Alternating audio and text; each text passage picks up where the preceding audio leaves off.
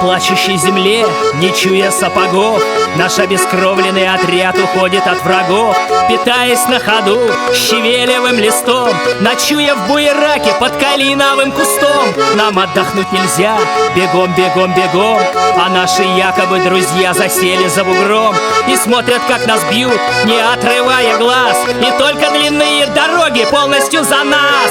Вытри слезы, отдохни немного, я русская дорога.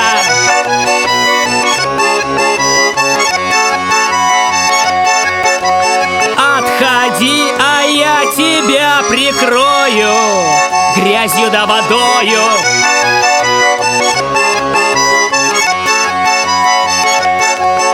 Но по уши в грязи, в воде до самых глаз. Через какой-то срок враги опять догнали нас и бьют еще сильней, вот-вот и порешат. Но лютые морозы к нам на выручку спешат. Отходи, утри горючие слезы, мы русские морозы.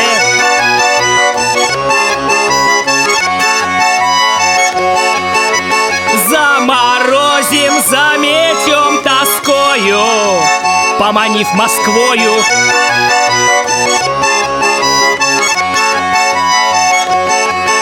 Природа на войне нам как родная мать, но есть время хорониться, а есть время наступать. И вскоре объявились мы во вражьих городках и стали все крушить вокруг, разбили в пух и прах. Порвали на куски, размолотили в хлам и, добивая, объясняли стонущим врагам: запомните загадочный тактический прием. Когда мы отступаем, это мы вперед идем вместе с холодами и лесами, впереди Сусанин.